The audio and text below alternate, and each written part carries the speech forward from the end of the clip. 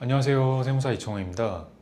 오늘은 절세계좌 3종 두 번째 편으로 연금저축계좌와 IRP에 대해서 말씀드리도록 하겠습니다.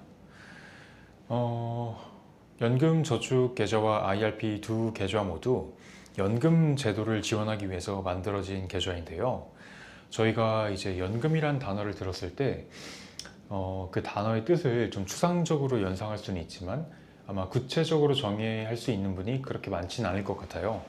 그래서 우선 연금이란 정확히 어떤 것이냐 하면, 연금 제도라고 하면 저희가 이제 경제 활동을 통해서 소득을 벌어들이기 어려운 노후 생활을 대비해서 경제 활동 기간 벌어들인 소득의 일정 부분을 적립하는 제도를 연금 제도라고 합니다. 그리고 이러한 연금 제도가 국가에서 운영되는 경우 공적 연금 제도, 사적으로 운영되는 경우 사적 연금 제도라고 부릅니다. 그래서 연금저축계좌와 IRP는 사적 연금 제도에 해당하는 계좌입니다. 연금저축계좌와 IRP 두 계좌 모두 동일하게 연금 제도를 지원하기 위해 만들어진 계좌인 만큼 많은 공통점들을 가지고 있습니다. 그 공통점엔 크게 세 가지가 있는데요. 첫 번째는 절세 효과, 두 번째는 납입 한도, 세 번째는 인출 요건입니다. 절세 효과는 내용이 조금 많은 편이기 때문에 따로 분리해서 다시 말씀드리도록 하겠습니다. 그리고 납입 한도는 연금저축계좌와 IRP는 연간 납입할 수 있는 한도가 1,800만 원으로 제한됩니다. 이 1,800만 원은 연금저축계좌에 납입한 금액과 IRP에 납입한 금액을 합한 금액입니다. 그리고 인출 요건은 연금저축계좌와 IRP가 절세 효과를 가지고 있다고 말씀을 드렸는데요. 이 절세 효과가 그냥 주어지는 것은 아닙니다. 인출 요건을 지켜야만 이 절세 효과를 온전하게 누리실 수 있는데요. 이 인출 요건은 연금저축계좌와 IRP에서 내가 납입한 돈을 납입하는 현재 시점 기준으로 만 55세 이상이면서 계좌를 유지한 가입 기간이 5년 이상일 것, 이 두 가지입니다. 연금저축계좌와 IRP 두 계좌 모두 연금제도를 지원하기 위한 동일한 목적을 가지고 있는 것은 맞지만 디테일한 운영 부분에서 좀 차이점들이 있습니다. 그래서 그 차이점엔 크게 세 가지가 있는데요. 먼저 첫 번째는 가입 요건입니다. 연금저축계좌 같은 경우는 소득이나 나이에 관계없이 정말 누구나 가입할 수 있지만 IRP 같은 경우에는 현재 소득이 발생하고 있는 자만 가입이 가능합니다. 그래서 내가 근로소득 또는 사업소득이 있는 경우에만 IRP 계좌를 개설하는 것이 가능합니다. 두 번째는 투자 제한입니다. 연금저축계좌와 IRP 두 계좌 모두 펀드나 ETF 등에 자유롭게 투자할 수 있지만 IRP 같은 경우에는 투자할 수 있는 비율이 제한됩니다. 저희가 일반적으로 주식형 투자 상품을 위험형 자산이라고 부르는데요. IRP 같은 경우 주식형 ETF와 같은 위험 자산에 투자할 수 있는 비중이 70%로 제한됩니다. 그래서 내가 만약 IRP에 1,000만 원을 납입했다면 그중 700만 원은 ETF에 투자를 선택할 수 있지만 나머지 300만 원은 예금, 채권 등과 같은 안전자산에 투자하는 것이 의무화되어 있습니다. 따라서 내가 자산을 좀 더 공격적으로 운영하고 싶다라면 IRP 계좌보단 연금저축 계좌를 먼저 만드시는 것을 권해드립니다. 세 번째는 중도 인출 가능 여부입니다. 연금저축 계좌 같은 경우에는 비교적 자유롭게 내가 납입했던 금액을 중도 인출하는 것이 가능합니다. 물론 세금적인 불이익은 있지만, 반면에 IRP 같은 경우에는 내가 계좌를 한번 만들었으면 사실상 내가 납입한 돈은 중도에 인출하는 것이 거의 불가능하다라고 생각하시면 됩니다. 그래서 IRP 같은 경우에는 정말 내가 자금적인 여유가 있는 경우에 계좌를 개설해서 운영하시는 것을 권해드리는 편입니다. 지금까지 연금저축계좌와 IRP 계좌의 공통점과 차이점들에 대해서 말씀드렸습니다. 지금부터는 이 두 계좌가 공통적으로 가지고 있는 절세 효과가 어떤 것인지 말씀드리도록 하겠습니다. 먼저 첫 번째는 세액 공제 효과입니다.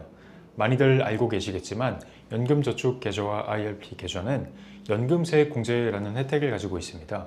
그래서 내가 연간 납입한 금액에 900만 원까지 세액 공제를 적용받을 수 있는데요. 이때 이 900만 원은 두 계좌에 모두 공통적으로 적용되는 한도는 아닙니다.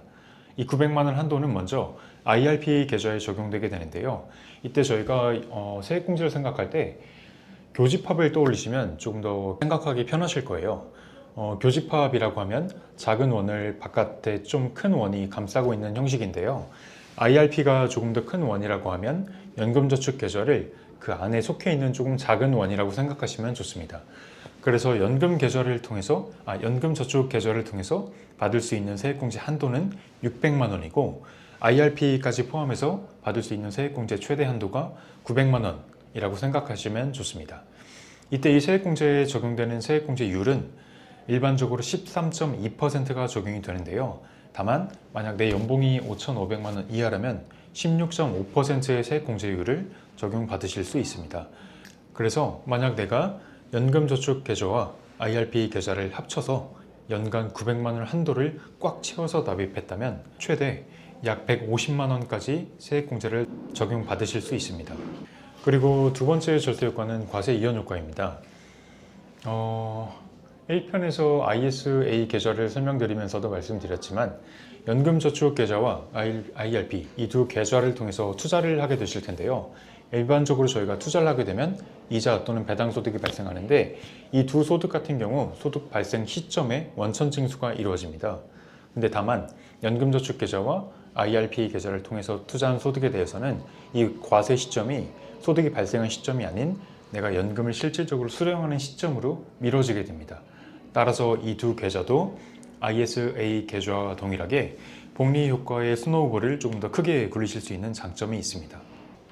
마지막으로 세 번째는 저율과세 효과입니다. 저희가 투자를 통해서 벌어들인 이자 또는 배당 소득의 원천 징수가 이루어질 때 일반적으로 15.4%의 세율이 과세가 돼요. 근데 연금저축계좌 또는 IRP를 통해서 벌어들인 이자 또는 배당 소득에 대해서는 이 15.4%가 과세되는 것이 아니라 내가 나중에 연금으로 실질적으로 수령하는 시점에 연금 소득 세율이 과세가 되기 때문에 적게는 3%, 많게는 5%의 세율이 과세가 되게 됩니다. 따라서 원천징수 세율과 비교를 했을 때 약 10% 이상의 세적인 우위 효과를 가져가게 됩니다. 이렇게 해서 오늘은 연금저축계좌와 IRP 계좌의 공통점과 차이점 그리고 절세 효과에 대해서 조금 상세하게 말씀을 드렸는데요. 아무래도 절세 계좌가 3종이나 되다 보니까 내가 이걸 대체 어떻게 운영해야 되지? 하고 고민이신 분들이 좀 많으실 것 같아요. 그래서 다음번 영상에서는 그러면 이 절세 계좌 3종을 어떻게 운영하는 게 조금 효율적으로 운영하는 방법이 될지 그 방법에 대해서 말씀드리는 시간을 한번 가져보도록 하겠습니다. 네, 오늘 영상도 끝까지 시청해 주셔서 정말 감사드리고요. 오늘 영상으로 절세 계좌 3종에 대한 기본적인 설명은 마치도록 하겠습니다. 감사합니다. 후.